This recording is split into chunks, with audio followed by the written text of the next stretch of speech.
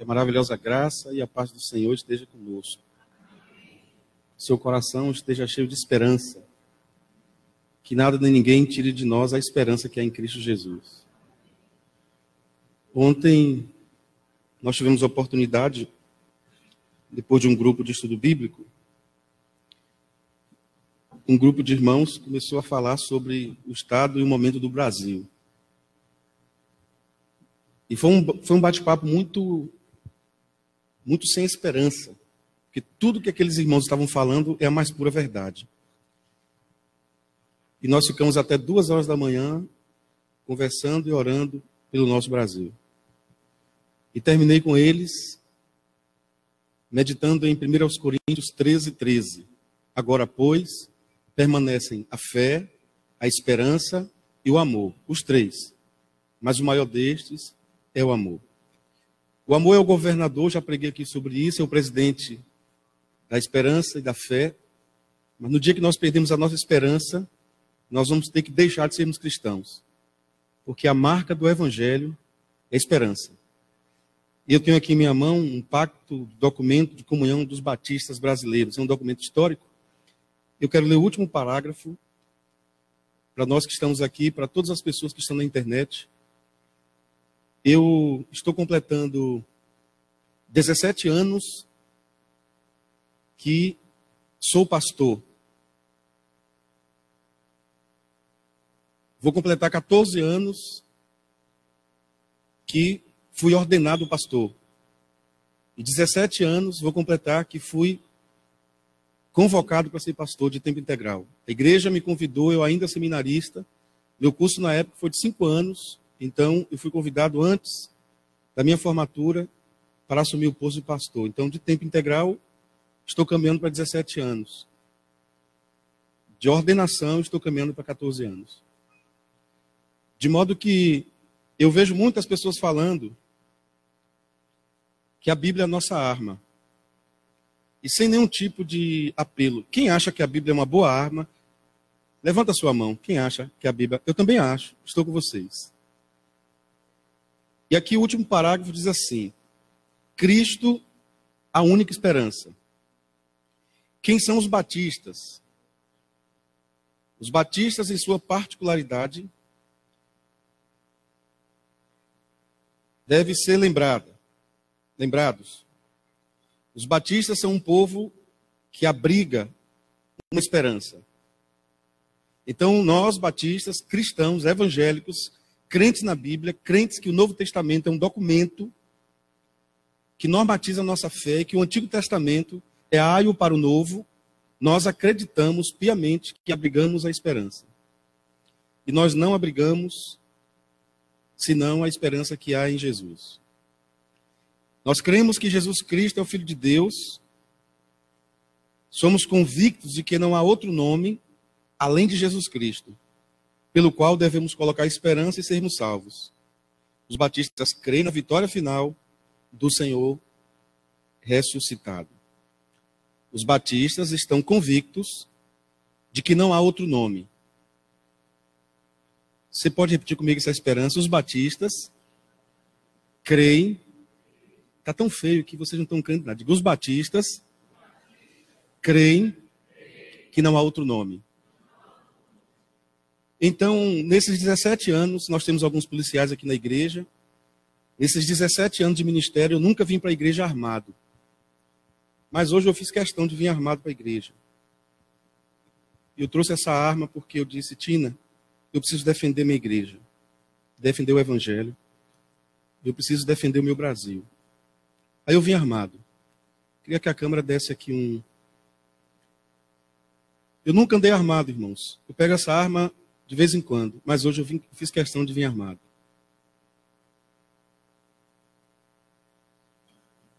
E eu queria dizer que você também tem essa arma. Essa arma é muito importante. Tem alguém lá no fundo com a arma na mão. Quem é? Levanta aí. Não estou vendo, não. Fique em pé, minha filha. Obedeça ao pastor. Levantou, agora cadê? Quem é que está aí, dito? Pronto. Essa é a nossa arma. Amém, meus irmãos? Você pode até não acreditar, mas essa é uma arma. Nós vamos orar porque nós vamos conversar sobre a liberdade que nós devemos ter para usar essa arma. Amém? Você pode ficar em pé?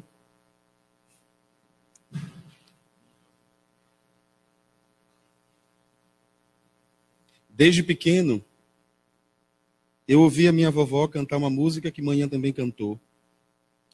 Minha pátria para Cristo. Juízes capítulo 9, assim diz a palavra do Senhor. Abimeleque, filho de Jerubaal, foi-se a Siquém, aos irmãos da sua mãe, e falou-lhes, e a toda a geração da casa do pai da sua mãe, dizendo, os irmãos vão ler o 2.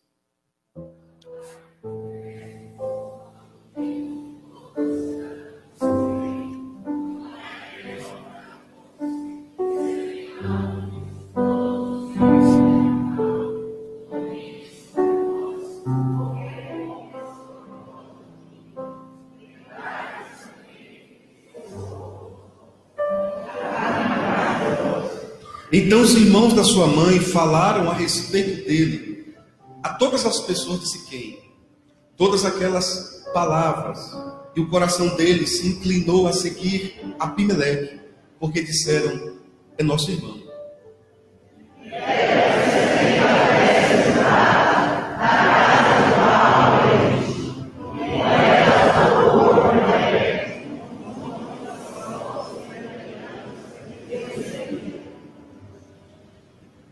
Foi à casa de seu pai, a Ofra, e matou a seus irmãos, os filhos de Jerubaal, 70 homens sob uma pedra.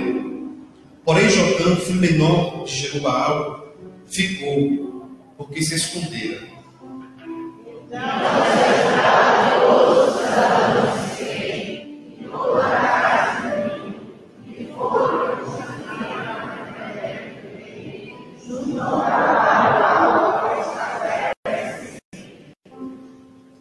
Avisado disso, Jotão foi, se pôs no cume do monte Gerizim, e em alta voz clamou, disse: ouve-me, cidadãos de Siquém, e Deus vos ouvirá vós outros.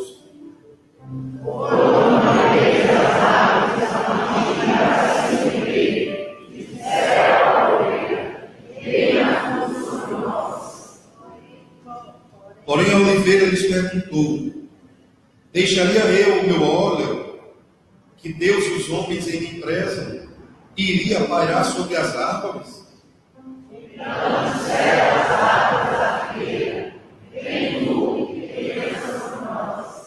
Porém a figueira lhes respondeu: deixaria eu a minha doçura, o meu bom fruto, e iria pairar sobre as árvores?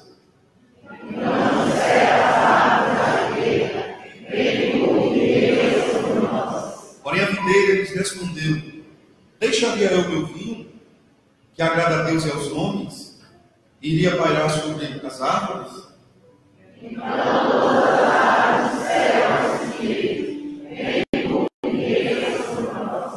Respondeu o espieiro às árvores: se deveras me unges rei sobre vós, vinde e refugiai debaixo de minha sombra. Mas se não, saia fogo do espinheiro que consome cedros do Líbano.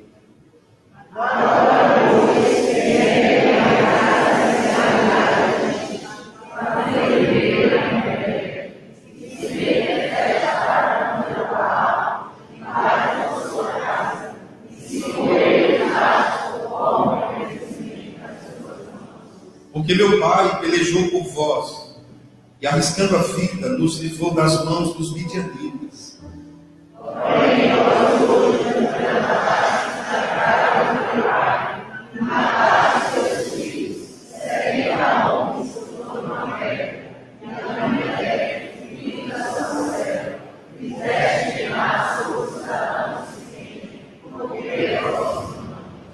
Se deveras e sinceramente procedeste com Jerubaal e com a sua casa hoje, alegrai-vos com Abimeleque, e também ele se alegre convosco.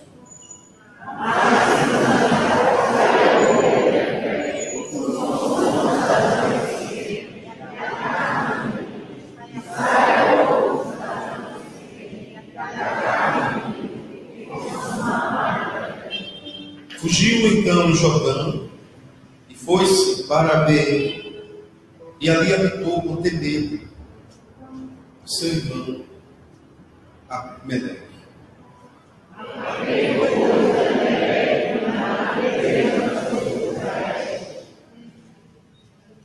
Senhor, nós te agradecemos. Te pedimos por ato de misericórdia, ilumina os nossos olhos, o entendimento. Esclarece o nosso coração, Senhor. Eu sei que uma palavra como essa, para a maioria das pessoas que estão aqui, que estão nos acompanhando pela internet, é uma palavra que chega com um bom propósito, porque é um convite à reflexão. É um convite a assumir os nossos papéis, cidadão da terra e cidadão do céu. Mas sabemos também, Senhor, que o homem é feito de paixões. E o homem faz transferências para preencher os seus vazios. E há pessoas que, por causa de vazios, eles colocam todo o seu coração, toda a sua paixão numa religião. Há pessoas que colocam toda a sua paixão para preencher o seu vazio nas conquistas. Há várias formas de preencher os nossos vazios. Mas há também pessoas que, embora tenham sido libertos de todo tipo de escravidão no sacrifício da cruz do Calvário, há pessoas que conseguem se submeter e colocar sua esperança num partido político, colocar sua esperança num determinado candidato, e assim vai criando um cabide de ideologia, de esperança, um bojo de assuntos discutíveis, assuntos que vão enchendo a sua razão, adaptando o seu coração às realidades desta terra. Ó Espírito Santo, que esta palavra cause um impacto positivo em nossa vida, que pensemos direitinho na arma que nós temos, que é o voto, que pensemos com fidelidade na mais profunda obediência a Deus, que votemos em espírito de oração, que votemos como quem carrega um cordeiro para o holocausto. Ao chegar naquela cabine, que a cruz do Calvário estabeleça o meu local de sinceridade, que eu não vote por barganha, que eu não vote por negociata, que eu não vote para o meu bem-estar, que eu vote com consciência, que eu vote com esperança, no nome de Jesus. Amém. Poder sentar, meus irmãos? A minha fala nessa noite, ela tem duas direções. A primeira direção da minha fala é o que eu gostaria de dizer, que são conselhos de um pastor. Conselhos de um pastor. Os meninos são ótimos, perfeito. Lá, a nossa arma ali. República Federativa do Brasil. O primeiro bloco dessa palavra são conselhos de um pastor. E se você gostar desses conselhos, que o Espírito Santo te ajude a averiguar seu coração e a sua mente. Se você não gostar, saiba que sai de um coração que tenta acertar. Segunda coisa, se as minhas palavras, de alguma forma, confrontar as suas ideias, você saiba que por trás das minhas palavras não tem outras ideias partidárias. Por trás das minhas palavras, há um coração preocupado com o futuro da nossa nação. E eu posso dizer para você, do fundo do meu coração, nem a minha esposa sabe em quem eu vou votar.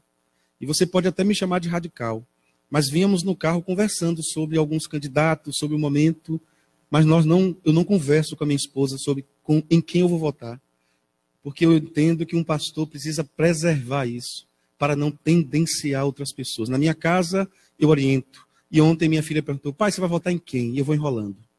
E na igreja, eu quero fazer o papel de um bom pastor, porque Deus vai cobrar de mim e vai cobrar muito. Primeira coisa que eu quero te dizer é que a nossa igreja está de parabéns por não fazer do espaço religioso, do espaço comunitário, não fazer desse espaço uma oportunidade para levar a tendência partidária.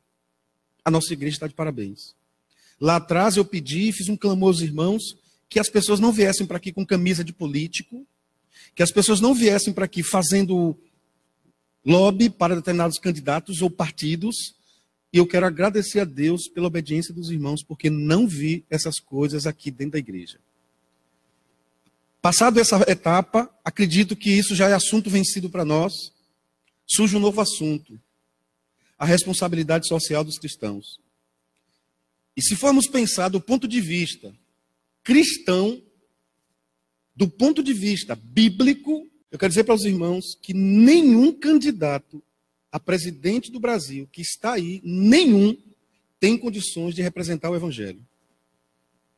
Do ponto de vista bíblico, do ponto de vista cristão, nenhum reúne qualidades bíblicos cristãos para ser presidente do Brasil. Pronto. Poderíamos encerrar aqui. Mas nós não podemos deixar esse pleito ao léu. Nós precisamos votar. Porque se nós não votarmos, nós não vamos fazer parte do processo de esperança do Brasil. Então você que busca um cristão para ser presidente do Brasil, por mais que um deles ou uma tenha raiz evangélica, partido que tenha muitos evangélicos, nenhum deles, nenhum partido e nenhum candidato, nenhum, vou repetir de novo, nenhum reúne base bíblica para ser presidente do Brasil. Segunda coisa que eu quero dizer para os irmãos é que alguns defendem bandeiras que chocam a nossa fé. Outros defendem bandeiras que esmagam a nossa fé. Eu vou precisar fazer uma escolha. Eu vou votar em quem choca a minha fé ou eu vou votar em quem esmaga a minha fé. Por exemplo, há pessoas que querem aprovar determinadas leis, que estas leis, elas vão dificultar muito o processo de aposentadoria, nananã. Isso choca a minha fé, porque isso é opressão, é injustiça. E a Bíblia é o livro da justiça social. Isso choca a minha fé. Mas há partidos, há candidatos que dizem que eu que eu devo acreditar que um homem foi feito para casar com outro homem. E que uma mulher foi feita para casar com outra mulher.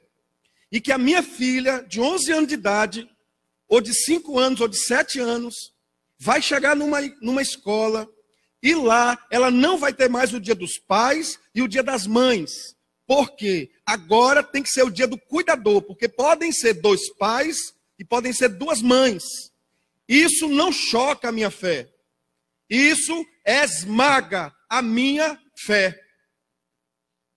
Outra coisa é que eles estão dizendo que eu, pastor, vou chegar um momento que pela lei terei que realizar um casamento entre um homem e um homem, uma mulher e uma mulher. E isto esmaga a minha fé. E eu quero dizer para os irmãos que na minha mente não vem nenhum candidato, nenhum partido. Você acredita? Eu estou vendo muitos pastores citando o nome de partidos e de candidatos, e eu prefiro não fazê-lo, porque para mim, quando eu boto todo mundo no balaio de gato, para mim é tudo a mesma coisa. Mas eu quero te dizer que você deve diferenciar o que choca a sua fé com o que esmaga a sua fé. Qualquer um que você votar vai chocar a sua fé. Qualquer um. Mas não vote naquele que esmaga a sua fé. Porque o choque, você continua rodando. O choque, você pode fazer uma recalchutagem. O choque, você pode fazer uma funilaria. Mas o esmagamento acabou a oportunidade de seguir. Amém, meus irmãos? Outro conselho que eu quero dar para os irmãos. Nós não estamos votando em alguém para ser líder da minha igreja, nós não estamos votando em alguém para ser líder do meu movimento religioso. Eu estou votando em alguém para ser líder do país com proporção continental chamado Brasil. Então não vote em alguém porque alguém lhe prometeu que a sua igreja ou a sua religião ou o seu dogma vai ser privilegiado. Você não está votando em alguém que vai ser líder de outro lugar, senão líder do Brasil. Terceira questão. Aquele que não vota, vota na desesperança. Se você está fora e não pode viajar para votar, ok. Mas se você mora nessa cidade, ou se você mora aqui e vota 15, 20, 50 quilômetros, 100 quilômetros no máximo, eu queria te dizer que se você não se esforça para votar, você está votando na desesperança. Aquela que não votam, votam na desesperança. Quarta questão. Eu tenho responsabilidades como cidadão da terra. Paulo vai dizer que nós somos cidadãos dos céus, mas eu tenho responsabilidade como cidadão da terra. Eu quero ler um texto com os irmãos. Romanos capítulo 12, 1 e 2.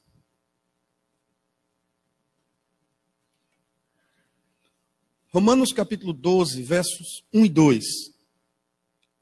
Assim diz a palavra de Deus: rogo-vos, pois, meus irmãos, pelas misericórdias de Deus, que apresenteis os vossos corpos como sacrifício vivo, santo e agradável a Deus, que é o vosso culto racional. Veja que a Bíblia, ele clama para que em determinados momentos, especialmente em momentos culticos, decisivos da vida, que você não seja um ser apenas sensitivo. Eu não posso ser desensibilizado, mas eu não posso ser um ser sensitivo. Eu preciso ser um ser racional, reflexivo. Eu preciso pensar. Verso 2. Não vos conformeis com este século. A palavra aí é cosmos. A palavra aí é sistema. Não vos conformeis com este sistema, mas transformai-vos pela renovação da vossa mente, para que experimentei qual seja boa, a agradável e perfeita vontade de Deus. Isto é, a Bíblia está clamando para que eu seja um ser que não acredite no sistema, porque há um sistema sendo implantado. Voltando para os conselhos. Conselho quinto. Preciso ter preocupação não apenas com o executivo. Guarde uma coisa que eu estou te dizendo. Toda a mídia leva o povo brasileiro a pensar apenas no executivo, isto é, no presidente da República. Isso é estratégia. Enquanto nós pensamos apenas no presidente da República, a mídia coloca quem decide do jeito que quer. Em que pese o presidente da República é muito importante, mas se eu não tiver uma bidireção no legislativo, eu vou pagar um preço altíssimo. Pense bem em qual deputado você vai votar no estadual. Em qual deputado você vai votar no federal. Em qual senador você vai votar no federal. Você sabe, os deputados são representantes do povo. Os senadores são representantes do Estado. Mas não esqueça, você é povo e você é Estado. Você coloca o representante direto seu e você coloca o representante direto do Estado. Há uma bidireção para o legislativo. De um lado, você tem os deputados federais. Do outro lado, você tem os senadores. E em nível estadual, você tem os deputados estaduais. Então, não vacile. O mesmo critério que você usa para o presidente, use para o legislativo. Em nome de Jesus, não vote em ninguém porque é parente de alguém. Não vote em ninguém porque deu uma cobertura para a igreja tal. Não vote em ninguém porque diz que é cristão. Não vote em ninguém porque visita a igreja evangélica. Vá para a internet, procure a ficha desse moço, procure os votos dele, o que é que ele acredita, qual é a bandeira dele. Procure, pesquise, não acredite em fake news. Procure, vasculhe, vá, se aprofunde. Vote com consciência. Se alguém lhe pedir vote em alguém, não vote. Não vote. Se alguém lhe pedir, vote em fulano de tal, não vote. A arma é sua. Não dê sua arma para ninguém atirar. Porque é um perigo. Se você der a arma para alguém atirar, a arma é registrada em seu nome. Você vai pagar o preço. Amém, meus irmãos? Conselho número 5. Votar com convicção. Diga convicção. Liberdade e responsabilidade. Queridos irmãos, vote com convicção. Se você acha que é o partido tal, você já pesquisou, você já confrontou o choque, o esmagamento, vote com convicção. Mas vote com convicção, vote com responsabilidade e vote com liberdade. Conselho número 7. O voto é seu. O voto é seu. Diga comigo, o voto é meu. Diga bem forte, o voto é meu. Agora guarde o que eu vou lhe dizer, a responsabilidade e as consequências nossas. O voto é seu, mas a consequência é nossa. Então não vote só por você, vote por nós. Vote por todos nós. Vote pelo seu pai, vote pela sua mãe, vote pelo futuro. Vote pela esperança. 8º conselho. Não seja um cristão partidarista. Desculpa se alguém aqui na nossa igreja é filiado a um partido e eu respeito. Acho que o cristão evangélico pode fazer parte de um partido, ele pode seguir determinadas questões, é uma coisa muito pessoal, mas eu acho que na identidade cristã, o cristão não deve ser um cristão partidarista. Eu posso ser um cidadão partidarista? Posso, mas eu não posso ser um cristão partidarista. Se eu sou um cidadão partidarista, eu estou filiado a um partido, eu faço tudo diante da minha consciência. E se na hora que precisar usar o meu cristianismo, e eu tiver um choque ou um esmagamento, eu voto sempre para que o meu esmagamento prevaleça e eu não seja esmagado. Não seja um cristão partidarista. Mesmo que você acredite em determinadas ideologias, chegue lá e confronte entre o cidadão e o cristão. Vote como um cristão. 9. Não vote em nenhum candidato que tenha a ideologia, a bandeira principal antibíblica. Você sabe, como disse o Dr. Rousseau Shedd há muitos anos, todos nós carregamos bandeiras, ou como diz no interior, bandeirolas. E todos nós carregamos grandes bandeiras. Todos os candidatos têm bandeiras. Mas todos também têm grandes bandeiras. E você vai ter que escolher. Você vota naquele que tem uma grande bandeira simplesmente para se manter no poder? Ou você vai votar naquele que tem uma grande bandeira para aprovar projetos que acabam com a realidade do cristianismo? 10. Não seja cúmplice da institucionalização do pecado no Brasil. Você não vai conseguir vencer o pecado no Brasil, porque o mundo jaz no maligno. Mas não seja cúmplice da institucionalização do pecado no Brasil. Como eu disse, todos eles vão levar para a instituição o pecado. Mas enquanto o pecado é levado e é carregado pelos corredores, ele pode ser movido e removido. Mas quando o pecado é institucionalizado em forma de lei, nós não vamos poder fazer nada. Cuidado com a institucionalização do pecado no Brasil. O sistema, meus irmãos, eu diria que bicameral, de câmara de um lado, câmara do outro, é um sistema onde todos eles são amigos. Você vê as brigas na TV, na hora que o calo aperta, todos eles são amigos. Eles estão esperando passar esse pleito para provar muitas coisas, para deixar o corredor aberto, para a corrupção correr solta no Brasil. E eu quero te dizer uma coisa, embora a sua vida esteja arrumada, você tenha aposentadoria, você tenha seu dinheirinho, você tenha tudo certinho, mas o salário do pecado é a morte. E a Bíblia diz que quem sabe que deve fazer o bem e não faz, comete pecado. 12º, olhe as grandes bandeiras, como eu disse. Qual a sua principal bandeira, como eu disse. Mas olhe também a sua principal defesa. A bandeira é aquilo que ele quer passar. Ele quer dizer assim, é isso aqui. A sua defesa é aquilo que ele dá vida. Vai votar? Olha a bandeira e olha a defesa. A bandeira, a pessoa de vez em quando recua. A defesa ele vai. Ele dá vida por aquilo. 13º. Os cristãos são representantes do céu aqui na terra. Isto é, nós somos o sal da terra e a luz do mundo. Ontem eu disse para os irmãos, a igreja está passando por um momento difícil. Muitos problemas na igreja. Muitas igrejas que só falam em dinheiro. É verdade.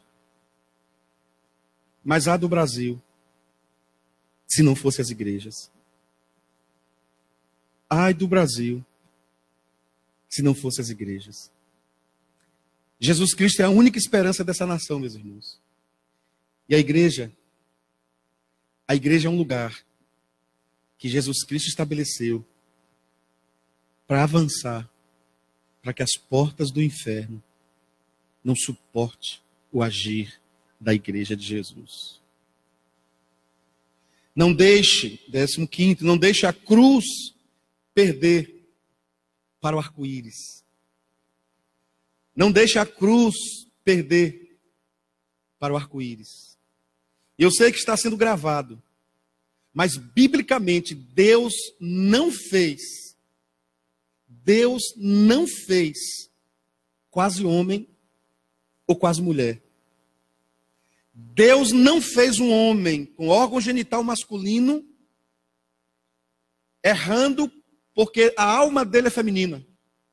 Deus não fez uma mulher com um órgão genital feminino e com a alma masculina. A Bíblia diz, Deus fez Ish e Isha, homem e mulher, macho e fêmea.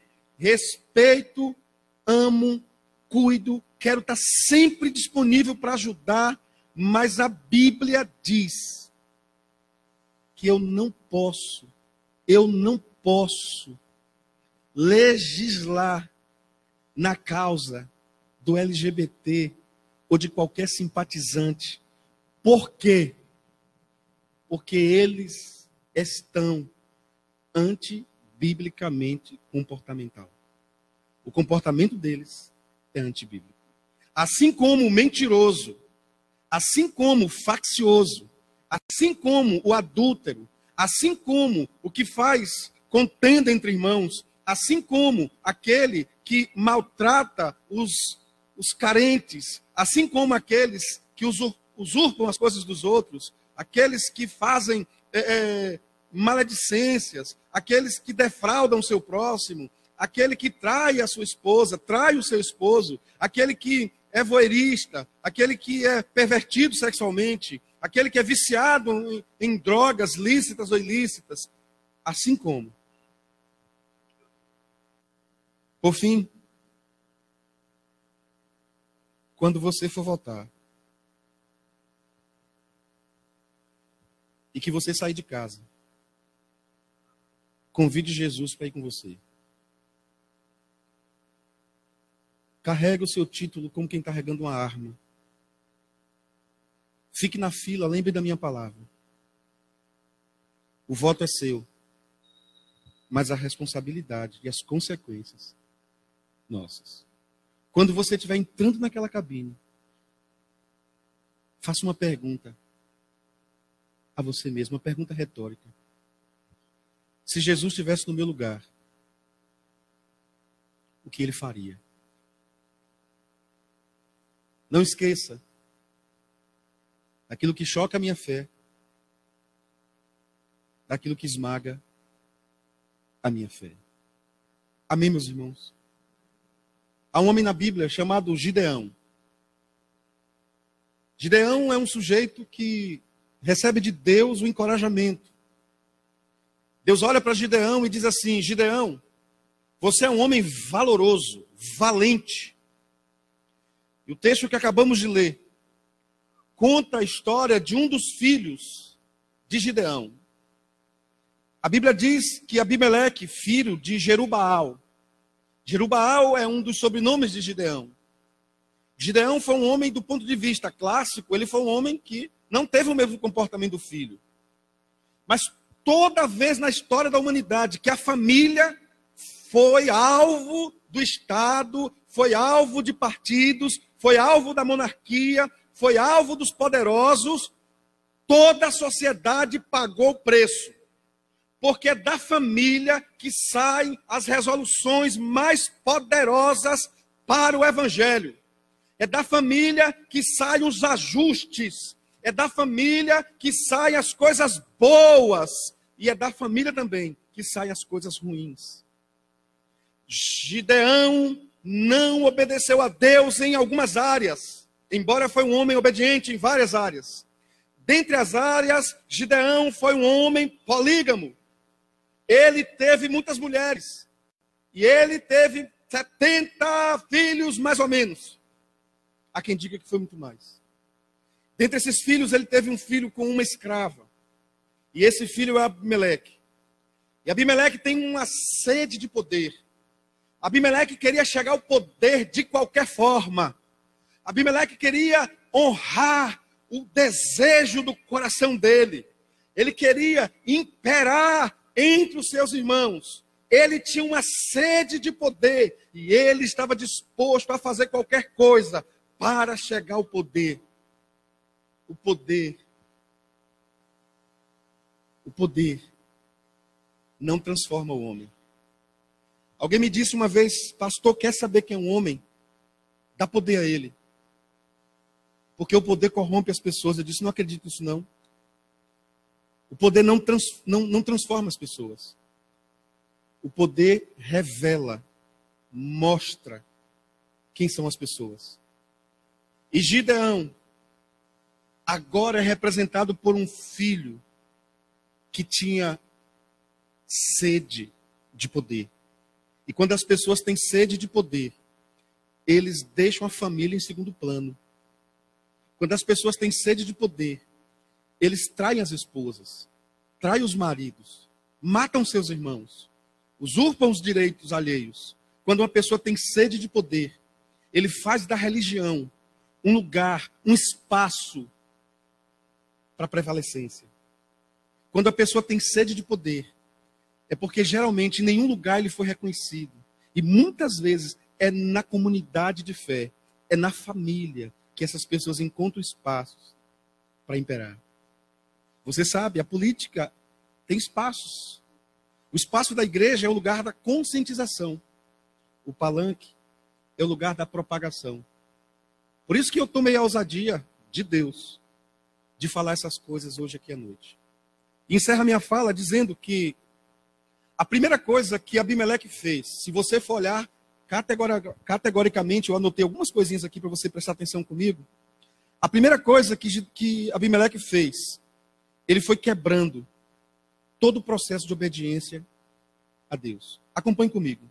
Primeiro versículo, ele diz assim: Abimeleque, filho de Gideão, Jerubaal, foi-se a Siquém aos irmãos da sua mãe, e falou-lhes a toda a geração da casa do pai da sua mãe, dizendo: falai, peço-vos aos ouvidos de todos os cidadãos de Siquém, que vos parece melhor que 70 homens, todos os filhos de Jerubaal, domine sobre vós, ou que apenas um domine sobre vós. Nós vamos ver agora ele tomando posse do reino. E ele faz uma proposta para o povo, e ele tenta ludibriar a consciência das pessoas. É melhor 70 liderar ou um liderar? E ele começa com o seu sistema. E ele começa quebrando o código dos 10 mandamentos, a lei dos 10 mandamentos. Observe comigo. Lembrai-vos também de que sou osso vosso e carne vossa. É como aquela mesma palavra do Éden. Essa é osso dos meus ossos, carne da minha carne. Ele está querendo dizer o seguinte: fiquem tranquilos, porque nós somos irmãos. É quando nós olhamos para um partido ou para um candidato e ele quer nos convencer. E muitos estão com uma boa mídia uma boa questão imagética, uma boa sonorização para mexer com as nossas emoções, para fazer com que criemos identidade, para fazer com que tenhamos comunhão e votemos inconscientemente. Tem muita gente que está sendo engolbado por isso. Versículo 4, ele diz assim: e deram-lhe 70 peças de prata da casa de Baal-Berite, com as quais alugou Abimeleque uns homens levianos e atrevidos que o seguiram. Agora nós estamos vendo a institucionalização da idolatria, a quebra da idolatria. E nós vamos perceber que Deus deixou registrado nos 10 mandamentos que nós não devemos adorar outro, senão a Deus. Queridos irmãos, eu estou calado esse tempo todo, mas o que eu tenho visto de irmãos no Face, brigando por causa de candidato A, B ou C. O que eu tenho visto de pastores, colegas, brigando nos grupos de WhatsApp por causa de candidato. Será que isso não é uma idolatria?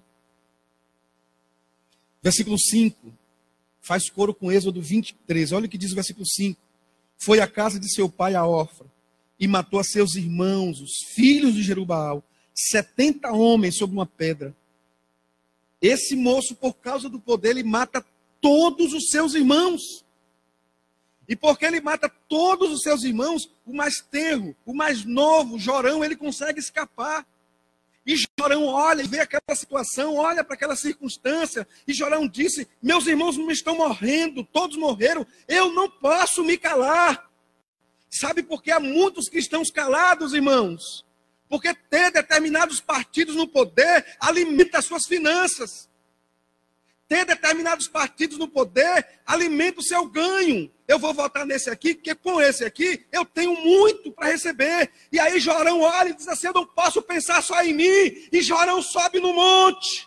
E quando Jorão sobe no monte, ele diz: povo de Deus, escutem. Jorão sobe no monte, irmãos.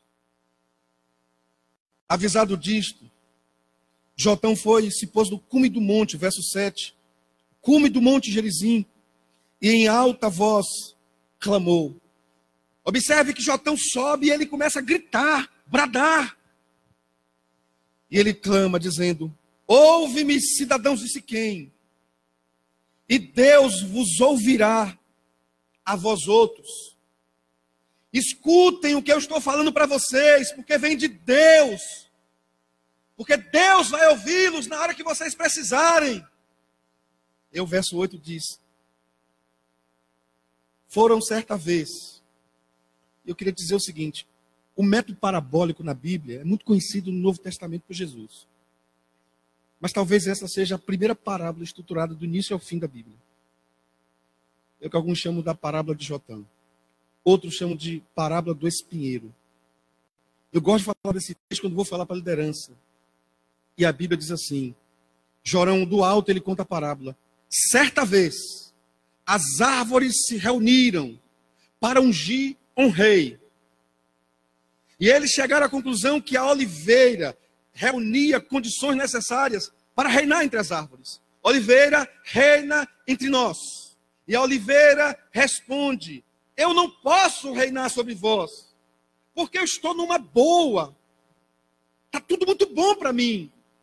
Eu não posso deixar a minha produção de azeite, de óleo. Eu não posso deixar. Porque eu sou aquele que sou derramado na cabeça de reis. Toda festa que vai ouvir um rei ou um sacerdote, eu estou lá. Eu não vou me rebaixar a ser rei de árvores. Porém, a oliveira respondeu: deixarei o meu óleo, que Deus e os homens em mim prezam, iria liderar, pairar sobre as árvores? Verso 10. Eles desistiram da oliveira e foram para a figueira. A figueira reúne essas qualificações. Vem, reina sobre nós. Olha a resposta da figueira. Porém, a figueira lhe respondeu: vou deixar a minha doçura, meu bom fruto, alimento multidões, vou à mesa de reis e palácios, vou deixar tudo isso, minha ostentação, meu padrão de vida, para reinar sobre árvores. Espinheiro, vem e reina sobre nós. Queria fazer um parêntese, que eu acredito que o pastor, o padre, ou um líder institucionalizado, se ele fosse se candidatar a algum pleito, eu acho que por honestidade ele deveria tirar o título de pastor e de padre. Eu acredito nisso. Essa é a minha crença. Mas eu acredito também que se o evangelho fosse vivido do jeito que Jesus ensinou, nós teríamos melhores governadores, melhores deputados, melhores senadores, melhores prefeitos e melhores vereadores. Por quê? Porque nós teríamos mais Josés, nós teríamos mais Daniéis e Danielas. Mas porque o evangelho está de uma forma tão ególatra, tão ensimesmada, tão deficiente, cadeirante, tetraplégico. Por causa disso, quem vai para lá são os piores. Inclusive os evangélicos que vão para lá, na minha visão, quase esmagadoramente, a maioria não tem compromisso com o evangelho. Então minha última fala é: não vote só porque ele é pastor, padre, evangelista ou cantor. Por quê? Porque ele não vai lá fazer um sermão. Ele não vai lá fazer uma homilia. Ele não vai lá cantar músicas evangélicas. Você não entra num avião e diz assim: eu só quero piloto evangélico. Se você entrar num avião e tiver um bom piloto e tiver um evangélico que não sabe pilotar, então não vote em alguém só porque é evangélico. Se é evangélico, reúne as qualidades, vote. Por quê? Vamos ficar em pé? Por quê? Por quê, meus irmãos? Porque quando... Quero ficar bem olhando para essa câmera. Quando o espinheiro reina, tempos espinhosos vêm sobre a família. Quando o espinheiro reina, tempos espinhosos vêm sobre a igreja. Não coloque espinhos lá. Eu quero orar pelo Brasil. Ontem, irmão, minha vontade de chorar foi porque um pastor aqui de nossa cidade me convidou para uma reunião e o determinado candidato prometeu algumas coisas. Entre essas coisas, ele prometeu uma espécie de oferta em prestações. Oferta em algumas prestações. E aquele determinado pastor estava todo feliz. E quando eu desliguei a ligação do Zap, a lágrima desceu dos meus olhos. Porque eu pensei: meu Deus, se os pastores estão fazendo isso, imagine os outros. Tivemos um grande evento aqui, semana passada. E um querido vereador da nossa cidade me ligou. Ele disse: pastor Hermes, olha, o que o senhor precisar, nós estamos aqui. Seja dinheiro, seja logística. O que o senhor precisar. Eu disse: eu estou precisando. Estou precisando que o senhor me ajude. Me ajude a não desistir. A não desistir de falar a verdade com amor. Eu disse para ele: a nossa igreja não precisa de nada. Se o senhor precisar de alguma coisa, nos ligue. Eu disse: posso orar pelo senhor? Engraçado, irmão.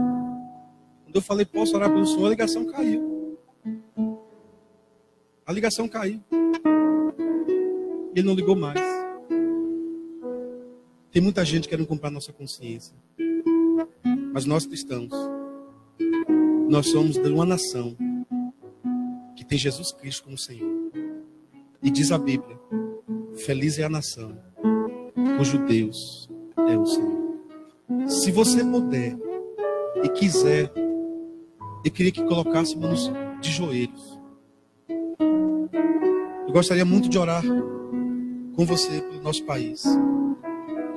Eu vou segurar aqui a minha arma, que é o meu título de eleitor. Eu tenho uma arma que é a palavra de Deus. E eu tenho uma representação dessa arma, que é o meu título de eleitor.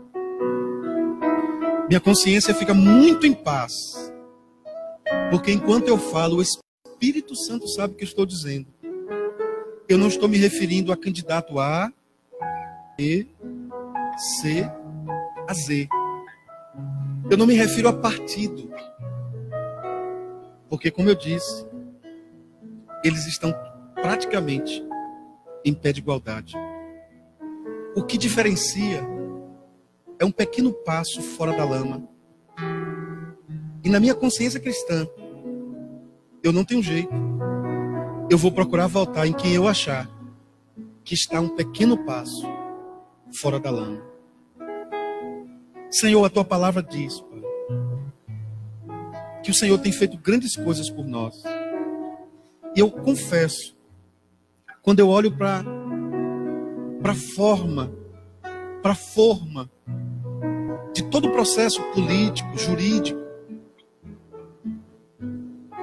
eu percebo que a tendência é que o nosso país passe, se Deus não tiver misericórdia, por uma institucionalização, arraigamento do pecado. E eu creio que a igreja é a esperança do Brasil. Eu creio que a igreja representa Jesus, porque nós somos o sal da terra e a luz do mundo. Portanto, Senhor, sara essa nação, Pai. Eu sei que pareço romântico. Como o irmão disse hoje, pastor, eu estou perdendo a esperança, eu quero ir embora do Brasil. Há pessoas que vão morar fora do país, eu não tiro a razão deles. Porque eles chegam lá fora e encontram um país onde eles podem usar o seu smartphone, onde os seus filhos têm qualidade de vida, onde eles podem ir e vir, eles têm liberdade, eles têm saúde, eles têm segurança, eles têm educação, eles têm paz no coração para ir e vir. Enquanto nós não podemos usar um relógio, não podemos atender uma ligação em público. Agora nós não basta mais ter grades. Agora nós temos que ter sistema elétrico. Agora nós temos que colocar um carro, a porta com giratório. Senhor, tem misericórdia do nosso país, Senhor, sara a nossa nação. E muitos precisam ir para de lá ajudar parentes que aqui ficaram. Mas nós que precisamos ficar e não temos como sair, nós precisamos lutar por um país melhor. Nós precisamos governar o nosso coração, governar nossa mente. E de posse da mente e do coração, dizer, Senhor, toma minha mente, toma meu coração. Lâmpada para os meus pés é a tua palavra, luz para o meu caminho. Sara essa nação, Senhor. Me ajuda a ser coerente, responsável, convicto e cristão. Que o Senhor, para tanto, nos ajude, em nome de Jesus.